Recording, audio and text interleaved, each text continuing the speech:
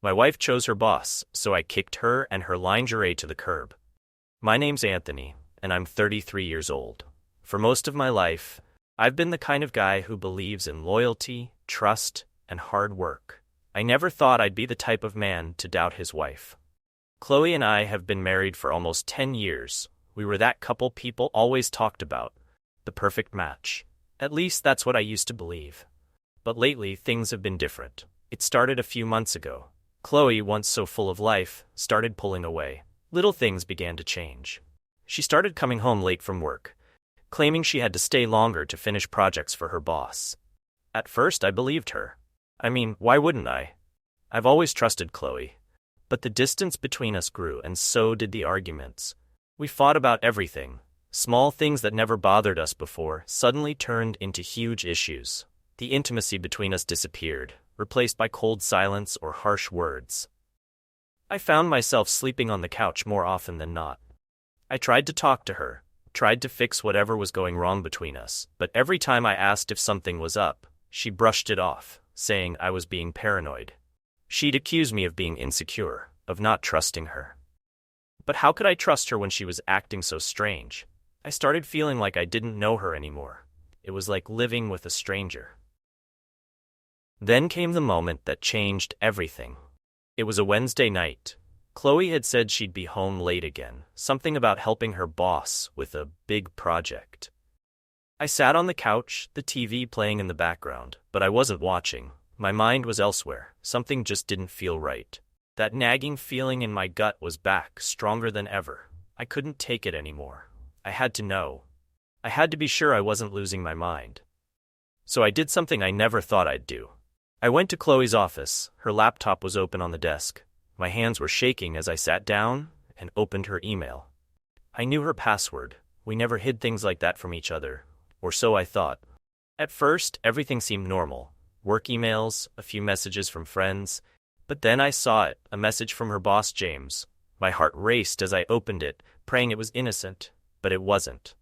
The subject line read, "Can't stop thinking about last night." I froze, reading those words over and over, hoping I had misunderstood. But the email was clear. It was full of intimate details, things no boss should be saying to his employee. They had been together, and not just at work. My heart sank as I scrolled through more emails, each one worse than the last. They'd been seeing each other for months, right under my nose. I felt sick, my stomach twisting as if I'd been punched. But I couldn't stop there. I needed more proof. I had to know how deep this went. I left the laptop and headed to our bedroom. I started searching through Chloe's things. I wasn't proud of what I was doing, but I had to know. Then I found it. Hidden in the back of her closet was a small, elegant box. I pulled it out, my hands trembling. Inside was a piece of lingerie, something I'd never seen her wear. It was expensive, sexy, and still had the tag on it. And there, tucked beneath it, was a small note. The handwriting was James's. It read, "Can't wait to see you in this." I dropped the note like it burned my hands. Everything I thought I knew about my life, my marriage, came crashing down. Chloe, the woman I had loved for nearly a decade, the woman I had shared my life with, was cheating on me with her boss. I stood there in the middle of our bedroom, feeling like the ground had been ripped from under my feet. My mind raced with questions. How long had this been going on? Why did she do this to us? To me? Wasn't I enough? I thought we were happy, or at least I thought we could fix whatever was broken between us. But now I realized it was never about the little things we argued about. It was about this. It had always been about this. I wanted to scream, to throw something, to break everything in the room. But instead, I just stood there, frozen, staring at the lingerie, the emails, the betrayal right in front of me. I couldn't wrap my mind around it. How could she do this? How could she betray me like this? All the memories we'd built, the life we shared, it suddenly felt meaningless. I sat on the bed, my head in my hands, trying to hold back the tears. I didn't want to cry, didn't want to give in to the pain. But it hurt. God, it hurt more than anything I'd ever felt before. Chloe wasn't just cheating on me, she was living a whole other life, one where I didn't matter. I didn't know what to do next. Part of me wanted to confront her right then and there, to throw the evidence in her face and demand answers. But another part of me was too tired, too broken to even speak. How do you face someone after discovering they've been lying to you for months? How do you look into the eyes of the person you love, knowing they've betrayed you in the worst way? I didn't have any answers. All I knew was that nothing would ever be the same again. My marriage, my trust in Chloe, it was shattered, and I wasn't sure if it could ever be repaired. I sat in the apartment, waiting for Chloe to come home. Every second felt like an eternity. My heart pounded in my chest, my mind replaying the emails, the lingerie, the note. I couldn't think of anything else. I felt sick, angry, betrayed, but more than anything, I felt lost. This wasn't supposed to be my life. This wasn't how my marriage was supposed to end. Finally, around 9 p.m., I heard the familiar sound of Chloe's keys in the door. She stepped inside, smiling like nothing had happened, like everything was normal. It made my blood boil.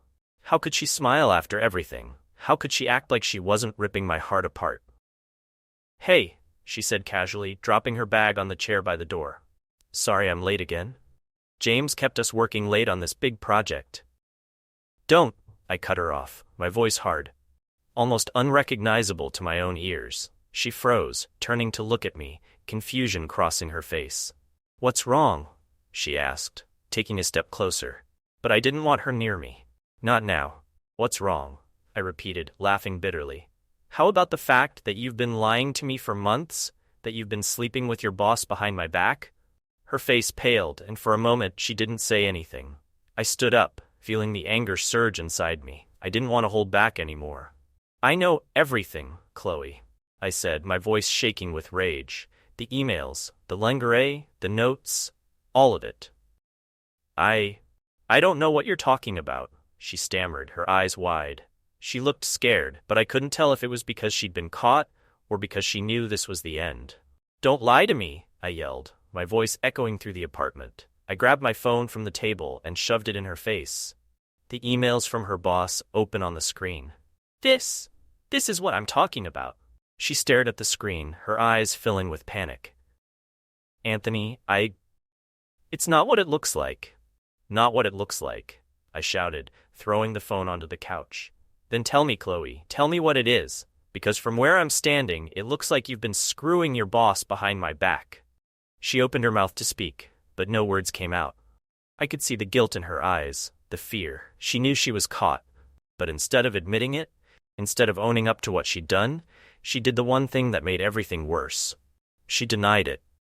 "Anthony, I swear, nothing happened," she said, her voice trembling. We're just close because of work. Those emails, they're just him being inappropriate. I never did anything with him."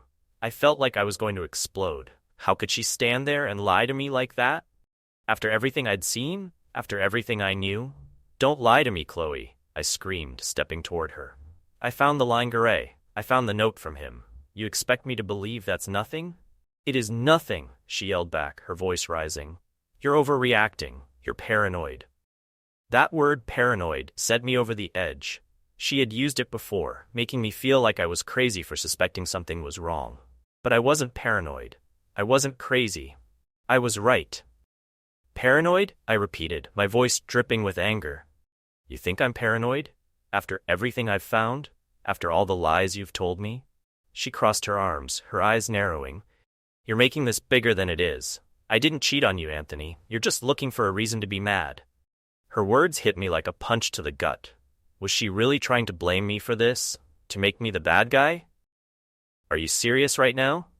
I asked, my voice quiet but full of rage. "You're blaming me for this? You're the one who's been lying. You're the one who's been sneaking around." She shook her head, frustration clear on her face.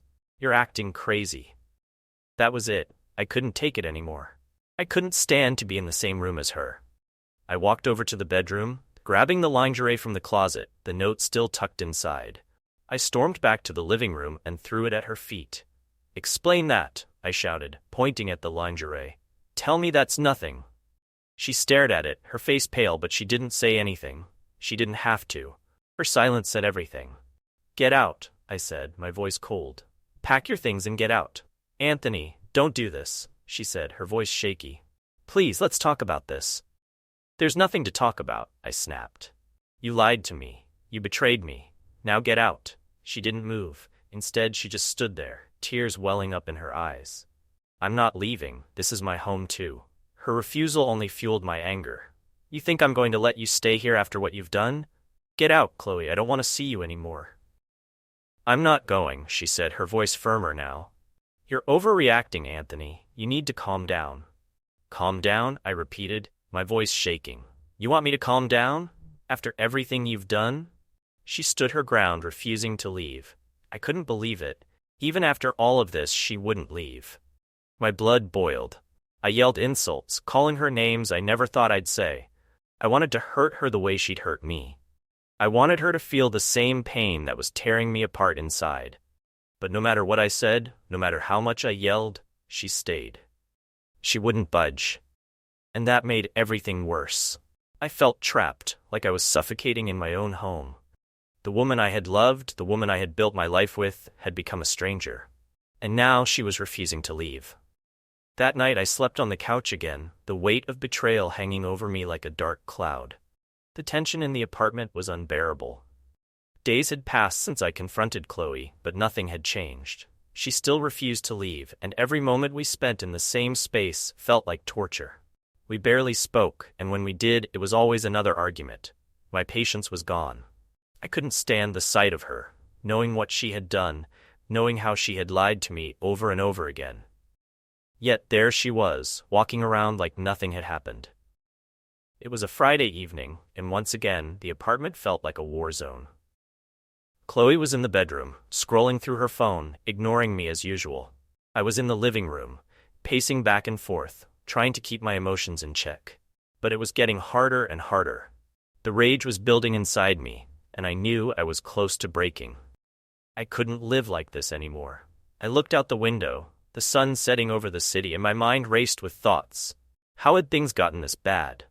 How had my life, my marriage, turned into such a mess? I had loved Chloe, trusted her, and now she was like a stranger. I couldn't even look at her without feeling a wave of anger and betrayal wash over me. Suddenly, I heard her voice from the bedroom. Are we really going to do this all night, Anthony? She called out, her tone dismissive, like I was the one being unreasonable. Can't you just let it go? That was it, the final straw. I stormed into the bedroom, barely able to contain my fury. Let it go, I shouted, my voice shaking. You've been cheating on me, lying to me for months, and you want me to just let it go? You don't get to decide that anymore, Chloe. She rolled her eyes, still sitting on the bed, acting like I was the one overreacting. I already told you, nothing happened, she muttered, not even looking at me. You're blowing this out of proportion. I couldn't believe her. After everything I had found, all the evidence of her affair, she was still denying it. Still trying to make me look like the crazy one. You know what? I said, my voice low but full of anger. I'm done. I'm done with this. With you. If you won't leave, I'll make you. She finally looked up at me, confusion crossing her face. What are you talking about? I didn't answer. Instead, I walked over to the closet and started pulling her clothes off the hangers. One by one, I threw them on the floor. Dresses, blouses, pants, everything. What are you doing? She shouted, standing up from the bed, but I didn't stop. I told you to leave, Chloe, I said through gritted teeth. And since you won't do it, I'm throwing you out myself. I grabbed the lingerie, the one she had hidden in the back of the closet, the one with the note from her boss. I held it up for her to see. Remember this? I asked, my voice cold. The one he bought for you? You can have it back. Before she could respond, I turned and marched to the window. We were on the 10th floor, and the view below was clear. People walking by, cars parked along the street. Without thinking twice, I threw the lingerie out the window, watching as it fluttered down toward the ground. Chloe gasped, rushing over to me. What the hell are you doing? She screamed, trying to grab my arm, but I shrugged her off. I'm ending this, I said, my voice shaking with rage. I'm ending all of it. I went back to the closet, grabbing more of her clothes, handfuls of shirts, pants, anything I could find, and threw them out the window. They flew into the air, scattering across the sidewalk below. I could hear voices from outside, people starting to notice what was happening. Neighbors in the building across from us were looking out their windows, shocked. Anthony, stop! Chloe shouted, trying to grab my arm again, but I was too far gone. The anger had taken over completely. "I told you to leave," I yelled, shoving more clothes out the window. "I told you it's over. You didn't want to go, so now the whole world knows." I could hear voices from the street below. "What's going on up there?" someone yelled. A few people were pointing, some were laughing, but I didn't care. Let them watch, let them see how our perfect marriage had fallen apart. Chloe stood there, frozen, her face pale. "You're insane," she whispered, but her words didn't matter anymore. I was done listening to her lies, done living with the betrayal. I threw the last of her clothes out the window and turned to face her. "You have nothing left here," I said, my voice cold and final. "Get out." She stared at me, her eyes wide with shock. For the first time since this whole nightmare began, she looked scared. Truly scared. And maybe she finally realized that there was no going back. That this was the end. Without another word, she grabbed her phone and keys and stormed out of the apartment, slamming the door behind her. The silence that followed was deafening. I stood there, staring at the empty room, breathing heavily as the weight of what I had just done started to sink in. It was over. The marriage, the lies, the constant fighting. It was all over. Chloe was gone, and I had made sure of it. But as I looked out the window at her clothes scattered on the ground below, I couldn't help but wonder what came next. I had thrown everything away. Everything we had built, everything we had shared. But maybe in doing so I had finally freed myself. The apartment felt strangely empty now. Chloe was gone. After the chaos of the last few days, the silence was almost too much. It had been a week since the night I threw her clothes out of the window, and after that, she finally packed up the rest of her things and left. Watching her walk out of the door for the last time was surreal. I thought I'd feel relief, but instead, there was just a hollow ache in my chest. I wasn't sure if it was sadness, regret, or just the end of something that had been a huge part of my life. I sat on the couch, staring at the mess she had left behind.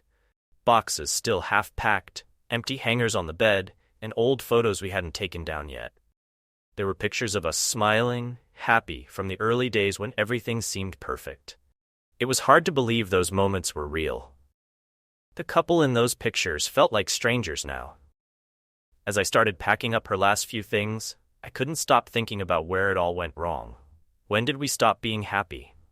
Was it when the fight started, or when she became more distant, staying late at work more often? Or maybe it was even before that, when we both stopped trying, too caught up in our own lives to notice the distance growing between us. Part of me felt guilty. I had loved Chloe once, truly, and I knew she had loved me too. But something had changed. I wasn't sure if it was her affair that had shattered our marriage, or if it was already broken long before that. Maybe it was both. Either way, I couldn't keep carrying the weight of it. It was time to pack away the past and move on, no matter how hard that seemed. Then there was my son. That was the hardest part of all. I had been avoiding the conversation, not sure how to explain everything to him. He was only 12, old enough to understand that things between his mom and me were falling apart, but too young to fully grasp the weight of betrayal and divorce. I didn't want to break his heart, but I couldn't keep lying either. After gathering the courage, I decided it was time to talk to him. I sat down on the couch, waiting for him to come back from his friend's house. My mind was racing with what I would say. How do you tell your son that his mother cheated? That his parents would never be together again? When he walked through the door, he could tell something was wrong. He dropped his backpack on the floor and sat next to me, his face serious. "Dad, what's going on?" he asked, his voice steady, but I could hear the worry behind it. I took a deep breath, trying to find the right words. "Look, son, I've been wanting to talk to you about what's been happening with your mom and me." He didn't say anything, just waited for me to continue. His eyes were focused, and I realized that he was probably more aware of the situation than I had given him credit for. "Things between your mom and me, they're not working anymore." I started, feeling the weight of each word. "We've been fighting a lot, and she's made some decisions that hurt our family. We're not going to stay together." He looked down at his hands, quiet for a moment. I expected tears, anger, or confusion, but when he looked back up at me, his face was calm. I kind of figured, he said softly. You guys haven't been happy for a while.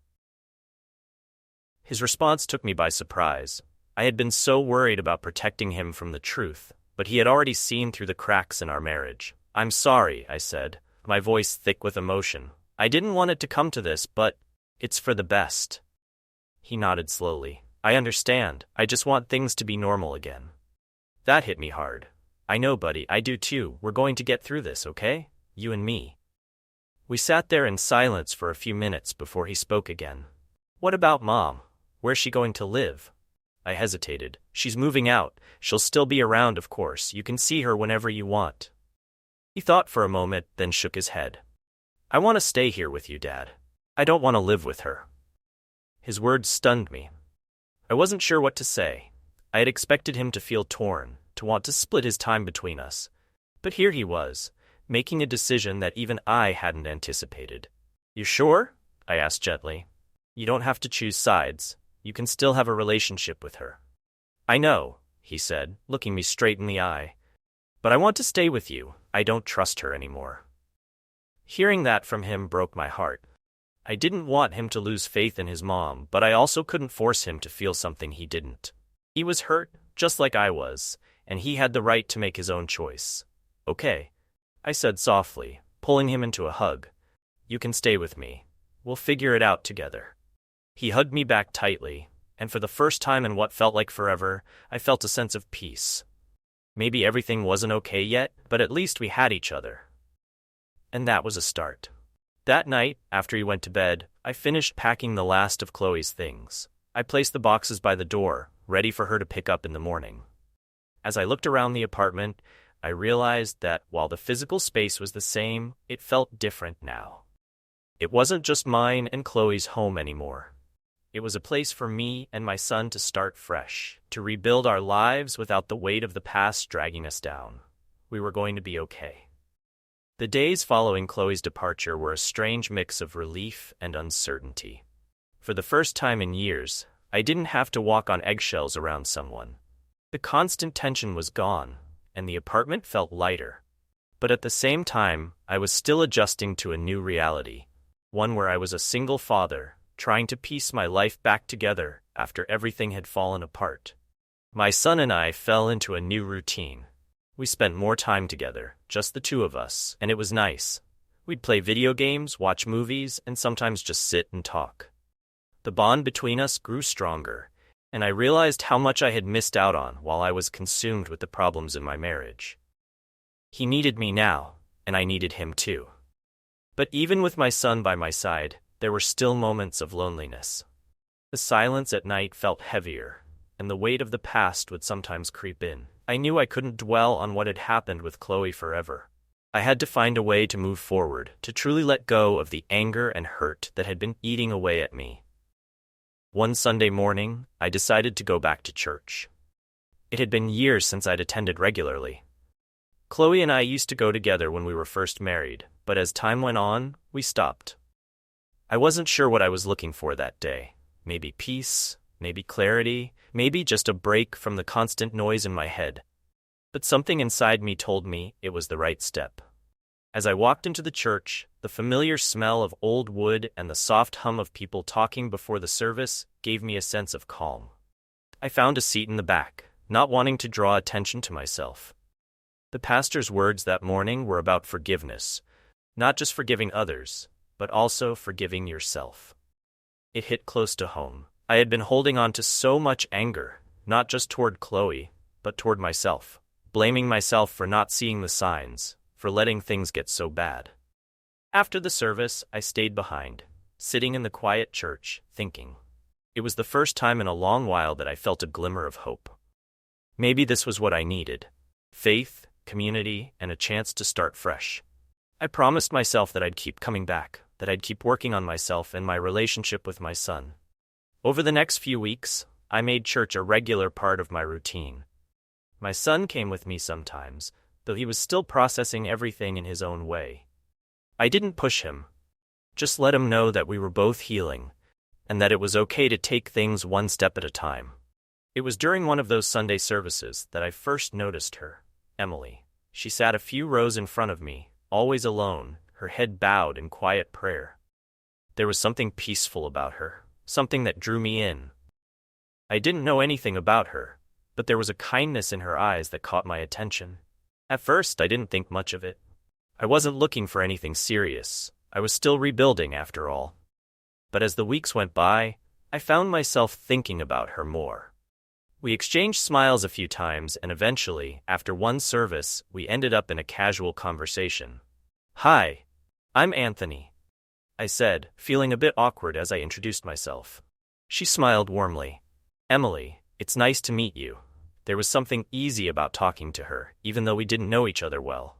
We talked about the service, about our families, and eventually, I told her a little about what had happened with Chloe. I didn't go into too much detail, but Emily listened without judgment. She shared that she had gone through her own tough times in life, and that church had been a place where she found healing too. Over the next few weeks, our conversations grew longer. After each service, we'd linger outside the church, talking about anything and everything. There was no pressure, no expectations, just two people connecting over shared experiences and a desire to move forward. It wasn't long before I started to see something more in Emily. She wasn't like Chloe. There was no drama, no games, just honesty and warmth. She was someone who had been through her own struggles, but came out stronger on the other side. I admired that about her. One Sunday afternoon, after another long conversation, I worked up the courage to ask her out for coffee. "I'd love to get to know you better," I said, trying to keep my nerves in check. "Maybe we could grab a coffee sometime." She smiled, her eyes lighting up. "I'd like that." That simple coffee date turned into more. We started seeing each other regularly, and with each passing day, I felt like I was rediscovering parts of myself I had forgotten about. Emily made me feel alive again, hopeful for the future. It wasn't just about filling the void Chloe had left behind. It was about finding someone who understood me, who wanted to build something new with me, not just relive the past. As my relationship with Emily grew, so did my sense of peace. I wasn't rushing into anything, but I could see a future with her. A future where my son and I could be happy again, where love didn't have to be complicated or painful. Emily wasn't just a new chapter in my life. She was a symbol of hope, of what was possible when you let go of the past and allowed yourself to heal. Looking back, I realized that life had given me a second chance, not just at love, but at being the father and man I wanted to be. The betrayal, the heartache, all of it had shaped me, but it didn't define me. I had found a new dawn, a new life, and this time, I wasn't going to let it slip away. Thank you for watching. Don't forget to like, subscribe, and hit the notification bell so you never miss our next video. See you next time.